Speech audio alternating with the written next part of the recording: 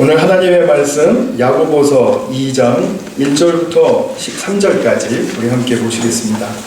우리 1절부터 9절까지는 지난주에 보셨는데요. 10절부터 13절까지 우리 더해서 보도록 하겠습니다. 9절까지는 제가 읽고요. 10절부터 우리 다 같이 한 목소리로 읽어 올리겠습니다. 내 형제들아, 영광의 주 곧 우리 주 예수 그리스도에 대한 믿음을 너희가 가졌으니 사람을 차별하여 대하지 말라. 만일 너희 회당에 금가락지를 끼고 아름다운 옷을 입은 사람이 들어오고 또 남루한 옷을 입은 가난한 사람이 들어올 때에 너희가 아름다운 옷을 입은 자를 눈여겨보고 말하되 여기 좋은 자리에 앉으소서 하고 또 가난한 자에게는 말하되 너는 거기 서 있든지 내 발등상 아래에 앉으라 하면 너희끼리 서로 차별하며 악한 생각으로 판단하는 자가 되는 것이 아니냐. 내 사랑하는 형제들아, 들을지어다. 하나님이 세상에서 가난한 자를 택하사 믿음에 부요하게 하시고 또 자기를 사랑하는 자들에게 약속하신 나라를 상속으로 받게 하지 아니하셨느냐. 너희는 도리어 가난한 자를 업신이 여겼도다. 부자는 너희를 억압하며 법정으로 끌고 가지 아니하느냐. 그들은 너희에게 대하여 일컫는 바 그 아름다운 이름을 비방하지 아니하느냐. 너희가 만일 성경에 기록된 대로 내 이웃 사랑하기를 네 몸과 같이 하라 하신 최고의 법을 지키면 잘하는 것이거니와 만일 너희가 사람을 차별하여 대하면 죄를 짓는 것이니 율법이 너희를 범법자로 정죄하리라. 다 같이 누구든지 온 율법을 지키다가 그 하나를 범하면 모두 범한 자가 되나니 간음하지 말라 하시니가 또한 살인하지 말라 하셨은즉 네가 비록 간음하지 아니하여도 살인하면 율법을 범한 자가 되느니라. 너희는 자유의 율법대로 심판받을 자처럼 말도 하고 행하기도 하라. 긍휼을 행하지 아니하는 자에게는 긍휼 없는 심판이 있으리라. 긍휼은 심판을 이기고 자랑하느니라. 아멘. 네, 우리 야고보서 2장으로 들어오면서 야고보 공동체의 어떤 이슈를 만나게 되었죠. 그것은 바로 가난한 자를 차별하는 그런 행태였습니다. 이 일이 얼마나 야고보에게 정말 복음의 위협이 되는 일로 여겨졌던지 야고보는 이 이슈를 가지고 이제 복음의 깊은 곳으로 교우들을 이끌고 가기를 원합니다.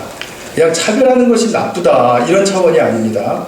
차별함으로써 잃어버리는 하나님이 주시는 그 축복의 세계가 얼마나 안타까운 일인지 알고 있느냐. 지금 그것을 말하고자 하는 것입니다.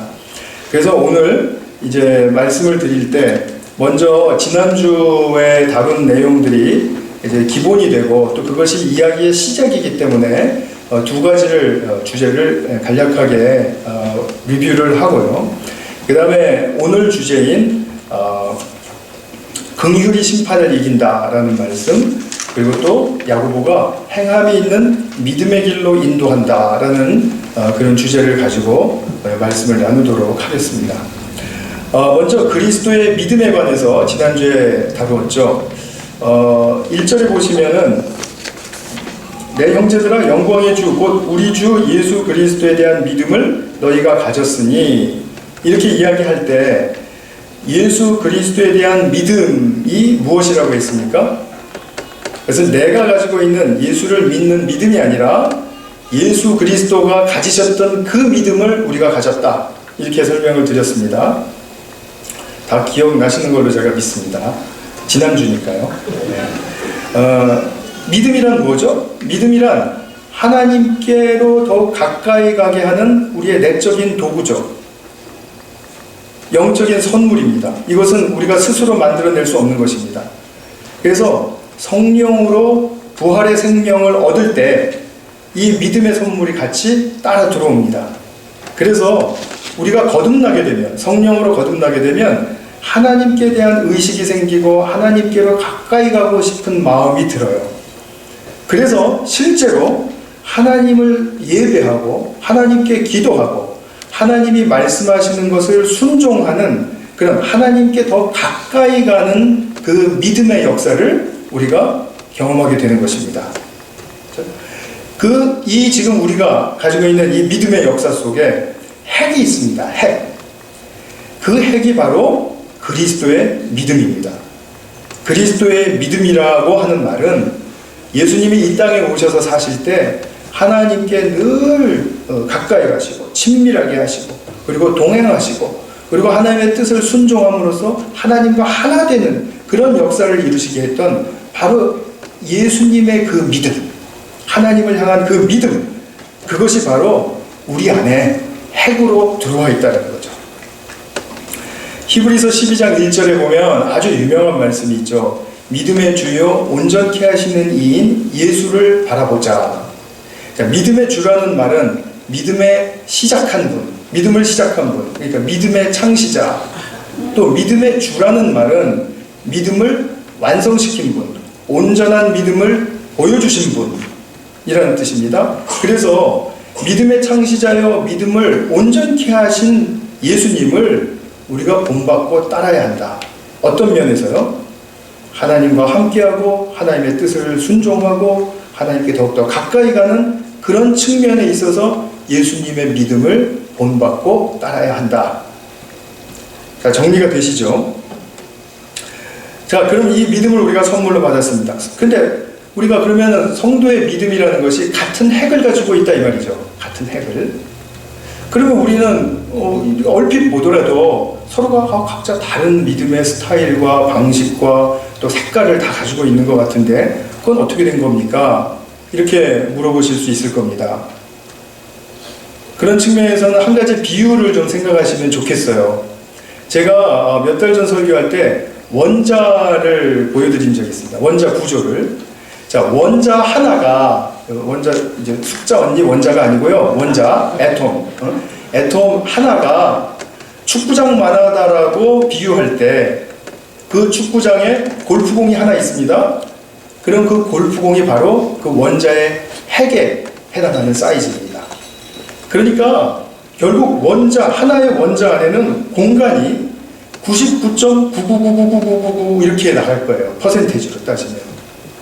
그러니까 원자는 핵 하나, 그 조그만 비중 있는 그 작은 핵 하나를 제외하면 전부 공간이라고 보시면 됩니다.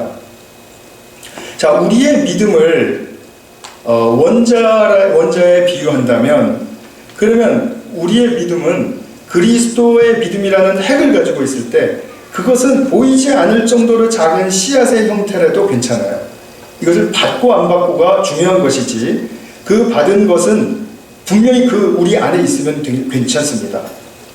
근데 이 원자라는 녀석의 성질은 무엇에 의해서 결정되냐 하면 핵에 의해서 결정이 됩니다. 원자의 그 속성이 공간에 의해서 결정이 되는 게 아니라 핵에 의해서 결정이 됩니다. 그렇다면 우리의 믿음의 속성, 우리의 믿음의 특징도 무엇에 의해서 결정이 되어야 되죠? 바로 우리가 가지고 있는 믿음의 핵, 그리스도의 믿음에 의해서 결정되는 것입니다. 그렇다면 우리는 모두 동일한 맥락에서 동일한 가치를 가진 믿음의 사람들입니다.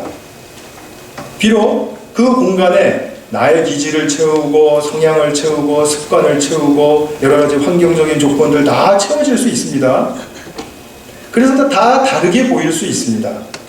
그러나 원자의 핵이 원자의 성질을 결정하는 것처럼 우리 안에 있는 그리스도의 믿음이 핵이 되어서 우리의 믿음의 속성을 결정할 수 있다 이것이죠.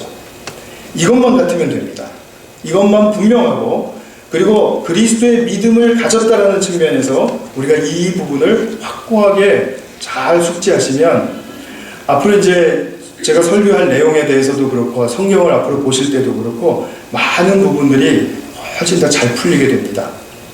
하나님 중심적인 그런 해석에 더 잘 입각하실 수가 있게 됩니다.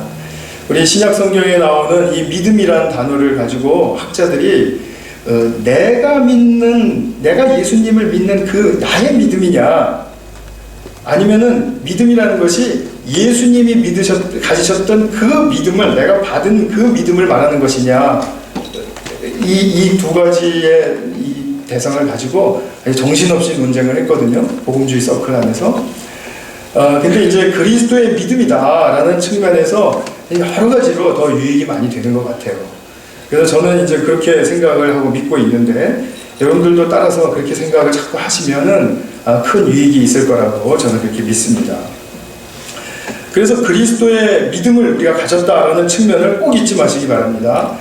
야고보 공동체에서 차별하고 있는 그 사람들조차도, 교우들조차도 그리스도의 믿음을 가진 자라고 그렇게 야고보가 말하고 있다는 사실을 잊으셔서는 안 됩니다. 자, 그 다음에 두 번째로 제가 지난주에 다루었던 내용은 차별 문제였죠. 차별은 아주 치명적으로 두 가지 측면에서 장애가 됩니다. 첫 번째 것은 뭐냐면, 차별하면 일단 그 분위기 속에서는 진정한 공동체가 이루어질 수 없죠. 당연한 것이지 않습니까? 하나됨을 이루어질 수가 없습니다. 그리고 두 번째로는 무엇에 장애가 되냐면, 진정한 나의 인간됨을 이룰 수가 없다. 사람은 누구나 다 공동체 안에서 온전한 인격이 이루어지는 것입니다.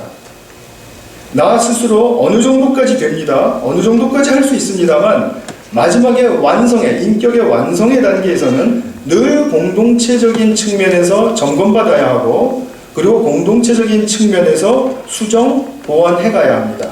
그래야 우리는 진정으로 성경이 말하는 성숙, 인간의 성숙에 이룰 수가 있게 되는 것입니다. 그래서 우리는 이 그리스도인은 믿음으로 산다라고 할 때, 차별이라는 것은 일단 이게 어울리지가 않는 것입니다. 합당하지가 않은 거예요. 왜냐하면 믿음이 뭐라 그랬습니까? 믿음은 양면을 가지고 있습니다. 그래서 한 면만 있는 믿음은 없어요. 무슨 말이냐면, 아까 믿음을 말씀드릴 때 하나님께로 가까이 나아가게 하는 내적인 영적인 선물, 영적인 도구가 바로 믿음이라고 했죠. 자, 하나님께 가까이 나아가게 하는 측면이 있는 반면에, 다른 면에서는 내 손을 허물고 상대에게 더 나아가게 하는, 더 가까이 가게 하는, 다가서게 하는, 더 사랑하게 하는 그런 측면이 같이 붙어 있는 것입니다. 그래서 그리스도의 믿음, 그리스도인의 믿음이라는 것은 바로 이 두 양면을 같이 동시에 포함하고 있다라는 사실을 잊으셔서는 안 돼요. 근데 이 차별의 심각성에 대해서 야고보가 분명하게 얘기했죠. 7절에서는 뭐라고 얘기했냐면, 그 아름다운 이름, 즉 예수님의 이름을 뭐라고 그랬습니까? 비방하는 일이 아니냐, 욕되게 하는 일이 아니냐 것입니다. 예수님의 이름에 먹칠을 하는 일이다. 영어로는 blaspheme, 이게 신성 모독이라는 뜻입니다. 그러니까 더 나아가서 예수님을 모독하는 행위 아니냐, 그만큼 심각한 죄이다.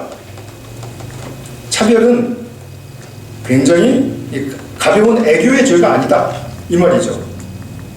그 다음에 두 번째로도 또 이야기합니다. 9절에 있어서 죄는 율법으로는 범법으로 정죄받는 일이다. 그러니까 죄는 율법으로 정죄받죠. 그런데 구약의 율법에 있어서 최고의 법이 무엇이라고 했습니까? 내 이웃을 내 몸과 같이 사랑하라 라는 최고의 법이 있다고 얘기했죠. 그것이 바로 8절에 나오는 말씀이죠. 자, 그러니까 구약의 율법을 줄이면은 최고의 자리에 무엇이 올라가느냐? 내 이웃을 내 몸과 같이 사랑하라. 그 말씀이 이제 점유하게 되는데, 그 말씀을 깨트리는 길이 바로 차별 아니냐 이것이죠. 사랑은커녕 차별은 오히려 더 모독하고 더 악하게 만드는 것이죠. 그러니까 차별하는 죄가 구약에서는 어떻게, 그 죄가 구약에서는 어떻게 형벌을 받았는지 다 알고 있지 않느냐라는 것입니다. 야고보 공동체 교우들은 다 알았죠. 왜냐하면은 구약의 바로 끝나는 시기에 신약의 시대를 시작하면서 교회로 들어와서 그리스도의 법을 순종하는 자들이었으니까요. 자, 그러면 그들은 구약에 대해서 굉장히 익숙했던 사람들이라는 거죠. 구약 시대 때 어떻게 취급받았었는가를 분명하게 알고 있는 자들이기 때문에 분명하게 잘 설득할 수가 있습니다. 죄를 짓는다는 것은 율법에 정죄받는 일이다. 율법의 형벌을 받는 일이다. 자, 율법으로도 정죄받고 형벌을 받는 일이라면 그러면 차별하는 행위가 죄이기 때문에 그리스도의 법 아래에서는 하물며 얼마나 더 큰 죄가 되겠느냐. 지금 야고보는 이런 뉘앙스를 가지고 야고보 교우들에게 접근하고 있는 것이에요. 그래서 지금 야고보 교회가 차별하는 그 행태가 굉장히 심각한 것이다라는 것을 지금 말해주고 싶었던 것입니다. 그러면 야고보는 차별하는 죄가 이 구약에서 정죄와 형벌을 받는 것이니까, 그러니까 따라서 우리 교회도, 야고보 교회도 이제는 끝이다. 이제 정죄받고 형벌받고 이제 끝이다. 그런 뜻으로 지금 야고보가 말씀을 전개해 나가고 있는 것일까요? 아니죠. 그것은 아닙니다. 왜냐하면 여기서 우리가 이제 심각하게 살펴야 될 이제 주제가 떠오르게 되는데요. 이 부분을 너무 어렵게 생각하시면 안 됩니다. 이 부분은 우리에게 은혜로 주어진 선물이기 때문에 이것을 분명하게 간파하시고 삶에서 들어가서 누리셔야만 기독교인으로서의 특징이 바르게 일어나는 삶을 살 수가 있습니다. 그것이 무엇이냐면 구약은 정죄하고 심판하지만 그리고 형벌을 내림으로써 자 됐다 이제 끝이다 이렇게 얘기하지만 신약의 세계에서는 죄인 것을 알았다면 그 죄를 고백할 때 하나님의 긍휼의 세계, 자비의 세계가 열린다라는 것입니다. 그래서 이 자비와 긍휼의 세계에 들어가서 하나님과 함께 동행하는 삶, 하나님께서 우리에게 영적인 자원과 축복을 내리시는 그 삶, 그 삶을 바르게 살아내야 한다라는 것을 야고보는 자기 공동체에 지금 설교하고 있는 것입니다. 이게 굉장히 중요한 부분이에요. 유대교와 기독교는 구약이라는 같은 뿌리를 가지고 있습니다. 그러나 유대교가 예시하기만 했을 뿐 그 실질적으로는 넘어가지 못했던 하나님의 그 펼쳐진 긍휼의 세계를 야고보는 이것은 우리에게 실제니까 이제 우리가 들어가서 그것을 선물로 받고 마음껏 누려야 된다. 마음껏 누린다라는 것은 뭐 내 마음대로 막 한다라는 뜻이 아니라 그 긍휼의 세계의 질서와 긍휼의 세계의 하나님의 마음을 잘 알고 그리고 그것을 따라서 살아갈 때 어떠한 하나님이 예비하신 축복이 부어지는지를 우리가 알아야 한다. 지금 그 얘기를 하고 싶은 것이죠. 기독교 안에서도 우리 많은 성도님들이 이 중요한 부분을 살아내지를 못함으로 말미암아 기독교가 참 힘이 없고 그리고 구약과 신약의 차이가 무엇이냐라고 물어봤을 때 답을 못하는 분들이 의외로 많아요. 분명히 예수를 믿는데 그건 또 몰라요. 이게 지금 합당치가 않은 것입니다. 그래서 이번에 야고보서를 통해서 또 이 차별의 주제로부터 시작되는 이 복음에 깊이 들어가는 이 지금 가이드의 말씀을 좀 잘 새겨서 잘 이해하시고 그렇게 함께 살아가실 수 있기를 바랍니다. 세 번째 오늘 본문으로 들어가서 이제 13절 후반부에 보면 긍휼은 심판을 이긴다라는 말씀이 있습니다. 근데 이 말씀의 좀 배경을 좀 우리가 살펴야 되고 좀 어려운 말씀이 나오기 때문에 그것을 좀 들여다 보셔야 됩니다. 그래서 좀 힘을 내셔서 같이 좀 보시면 좋겠습니다. 자, 10절, 11절의 말씀은 쉽습니다. 10절, 11절의 말씀은 뭐라 그러냐면 누구든지 온 율법을 지키다가 그 하나를 범하면 모두 범한 자가 된다. 좀 이상하죠? 하나를 범하면 모두 범한 자가 된다. 그 말은 뭐냐면 하나만 범해도 범법자라는 낙인이 찍힌다 이거죠. 그러면서 예를 들어서 하는 말씀이 간음하지 말라 하시니까 또한 살인하지 말라 하지 않으셨느냐. 간음은 안 했어도 살인했다면 그러면 그것은 율법을 범한 자가 되는 것 아니냐. 범법자이다. 이 말이죠. 그죠? 그러면서 12절에서는 자유의 율법대로, 너희는 자유의 율법대로 심판받을 자처럼 말도 하고 행하기도 하라. 이랬습니다. 자, 한번 보세요. 심판받을 자처럼 이라고 얘기했습니다. 심판받을 자처럼. 그 심판의 형벌과 저주가 임할 것처럼 그렇게 말하고 행하라는 것입니다. 자, 이 부분 잘 기억해 두시기 바랍니다. 그리고 너희는 지금 야고보 교우들이잖아요. 신약의 교우들입니다. 이 신약의 신자들은 옛 언약 아래 있습니까? 새 언약 아래 있습니까? 당연히 새 언약 아래 있죠. 신약의 그 그리스도의 법 아래 있습니다. 그리스도의 새로운 약속이죠. 그죠? 자, 그 두 개가 완전히 분리된 건 아니고 연결성이 있습니다. 그건 뭐 나중에 기회가 될 때 차근히 설명을 드리도록 하겠습니다.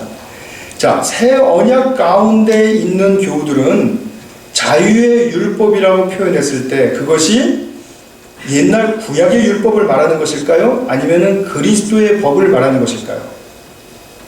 그리스도의 법을 이야기하는 것이죠. 이것은 이미 1장 25절에서 함께 보셨었죠. 자유하게 하는 법이 있다. 그것은 바로 그리스도의 법이다. 이 말이죠. 그러니까 자, 이제 야고보 교우들이 차별하는 그 죄에 대해서 어떻게 느껴야 되냐면 구약에서도 정죄받고 형벌받을 그 죄였기 때문에 더군다나 자유의 법 아래에서는 죄의식이 더 선명하게 드러나는 것이 맞는 것입니다. 말하자면 죄책과 자책이 거기에 따라와야 된다는 것이죠. 자, 죄책이 들어오게 되면 어떻게 되죠? 아, 우리는 죄인입니다라는 고백이 나오게 되죠. 난 죄를 저질렀습니다. 그러면 심판받을 자처럼 행하고 말하라 이것입니다. 그렇게 진실한 고백을 하나님께 드리면 벌받을 짓입니다. 주님, 제가 악한 일을 했습니다. 이렇게 고백을 하면 주님께서 그 고백 너머로 우리에게 새로운 긍휼의 세계를 열어주신다는 것입니다. 그래서 긍휼은 심판을 이긴다라는 표현이 여기 나오게 돼요. 우리가 죄의식을 갖느냐 안 갖느냐 굉장히 중요합니다.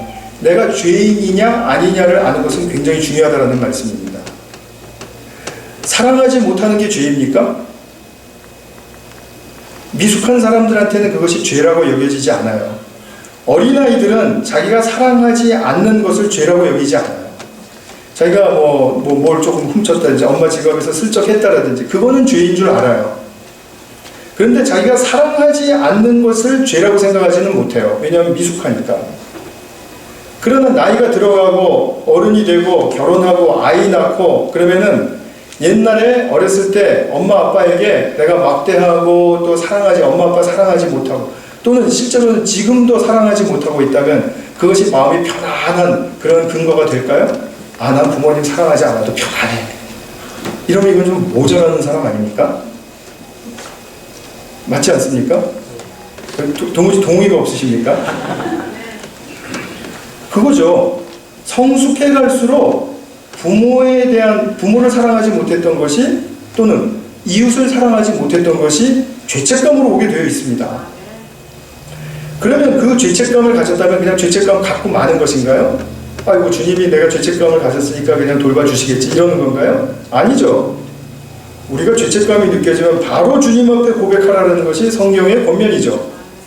진실하게 앉아서 정직하게 나의 그 못남을 하나님 앞에 드러내는 거죠. 벌거벗은 듯이. 그리고 고백하는 것이죠.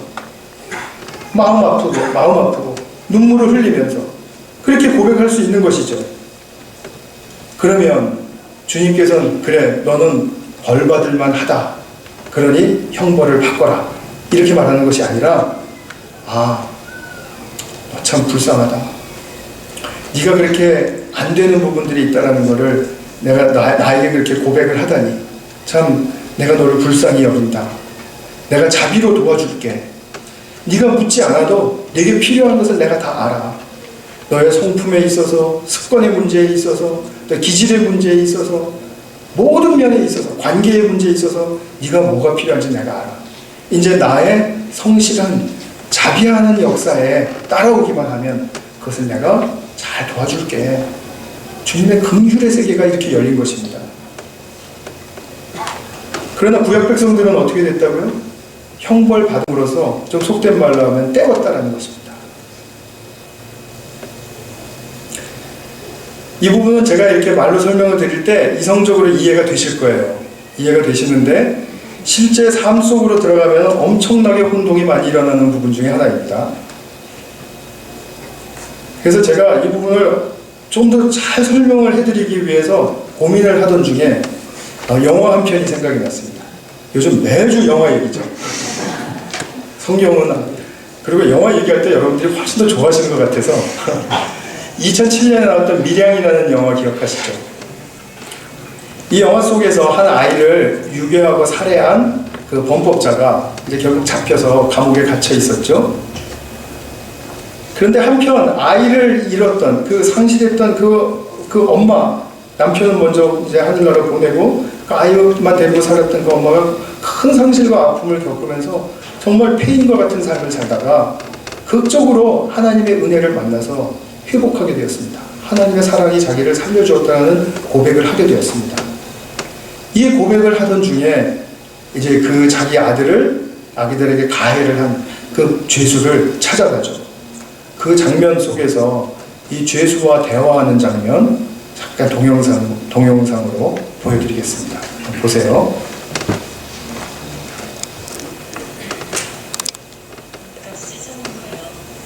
그분의 사랑을 전하기 위해서요. 고맙습니다. 정말 고맙습니다. 주 잃어버리한테 우리 하나님 아버지 이야기를 듣게 되니 정말로 감사합니다. 저도 믿음을 가지게 되었거든요. 이 교도소에 들어온 뒤로 하나님을 가슴에 받아들이게 됐습니다.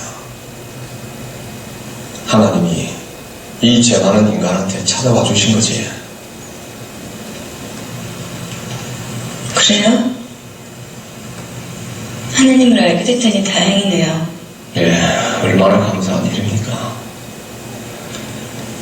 하나님이 이 죄 많은 놈한테 손 내밀어 주시고 그 앞에 엎드리가 지은 죄를 회개하도록 하고 제 죄를 용서해 주셨습니다.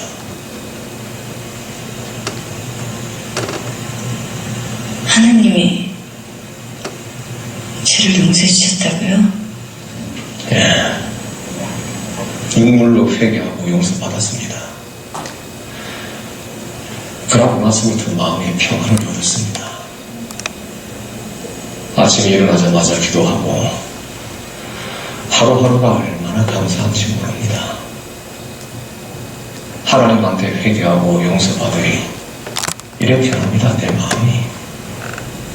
요새는 기도로 눈 뜨고 기도로 눈 감습니다. 주의 어머니를 위해서도 항상 기도합니다. 죽을 때까지 할 겁니다. 그런데 앉아 이래 직접 만나고 보니 하나님이 역시 제 기도를 들어주시는 것 같습니다. 솔직히 난 걱정 좀 했었는데 잘 됐습니다. 처음에 딱 들어올 때 얼굴이 뻔하게 너무 얼굴이 좋아 보입니다요.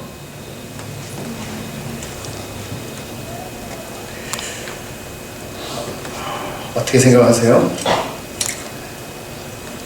굉장히 석연치 않으시죠? 불편하시죠? 그렇지 않습니까?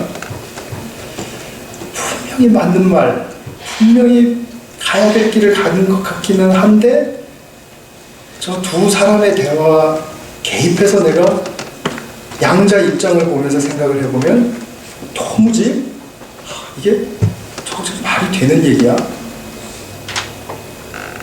이렇게 생각 들지 않으십니까? 저는 밀양의 부제를 단다면, 그냥 제 단어로 부제를 단다면 겉도는 이야기 이렇게 달고 싶습니다. 진짜를 감추어두고 겉도는 이야기들. 왜 그렇죠? 지금 이 죄수가 지금 뭐가 크게 잘못된 것인지 보시겠습니까? 오늘 본문에 입각해서 보시면 됩니다. 아주 쉽습니다.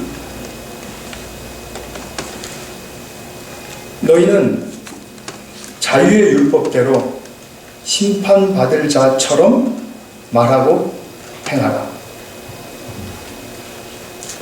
나는 형벌을 받아야 마땅한 놈입니다. 나는 저주를 받고 이 자리에서 누가 나를 비난하고 그리고 죽인다 하더라도 할 말이 없는 놈입니다. 나는 심판을 받아야 마땅한 놈입니다. 이렇게 얘기해야 맞는 것입니다. 너무 앞질러 갔죠. 너무 피상세계에서 그냥 이렇게 궤도를 따라서 그냥 휙 지나가 버렸습니다. 진짜를 못 보고 있는 사람입니다. 분명하게 그걸 꿰뚫어 보셔야 됩니다. 더군다나 지금 말하고 있는 상대가 자기가 가해한 사람이에요. 그런데 나는 평안하다. 나는 감사한다. 나는 날마다 기도하는데 하나님이 내 기도를 들어주신다. 이게 속기 쉬운 얘기라니까요. 이 말 자체가 틀려서 하는 말씀이 아니라 진짜 핵심을 잃어버렸기 때문에 지금 이 사람의 말은 겉도는 이야기가 되는 것입니다. 자기를 속이는 일이 된 것입니다. 왜 속였는지, 왜 자기를 속이는 일인지 잘 아셔야 됩니다. 나는 죄인입니다. 나는 악인입니다. 라고 말하는 것 외에 다른 말이 필요가 없습니다. 그 여인의 앞에서, 시내죠. 그 여인의 앞에서 나는 정말 당신 앞에서 유구무원입니다. 이렇게 말해야죠. 그 사람이 당할 그 고통만큼 더 이상을 나는 심판을 받아야 합니다. 이렇게 말해야죠. 그렇게 말해도 모자라죠, 사실은. 그러면 제가 계속 말씀드리는 것처럼 이렇게 엄청난 죄를 지은 죄인이 하나님께로부터 얻을 수 있는 긍휼은 없습니까? 있다라는 거죠. 있습니다. 그것은 자기 자신의 죄를 정직하게 고백할 때 받아주시는 하나님께로 날마다 겸손하게 한 걸음 한 걸음씩 다가갈 것입니다. 자기 그러고 있다고 얘기했습니다. 두려운 심정으로 성경을 펴야 할 것이고 떨리는 마음으로 손을 모으고 기도해야 할 것입니다.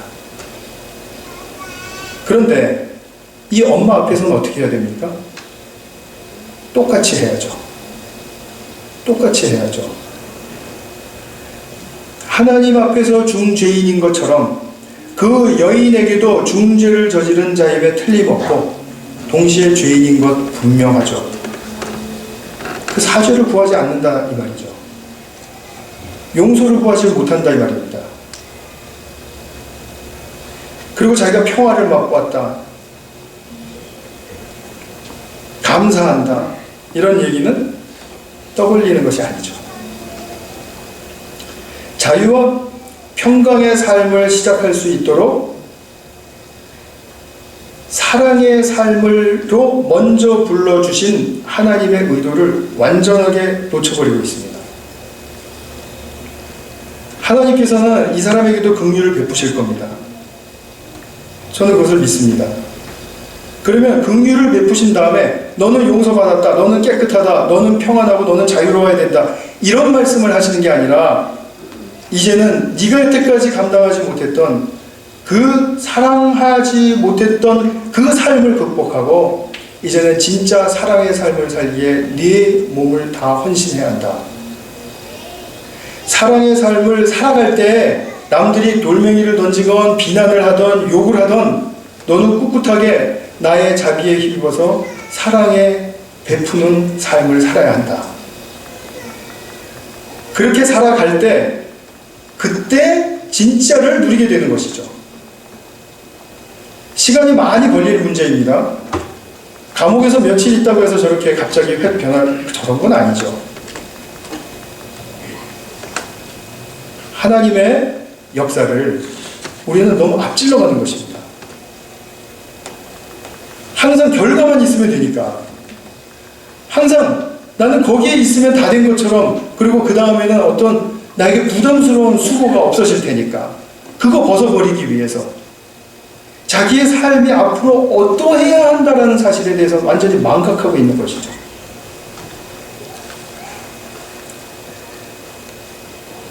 이 여인에게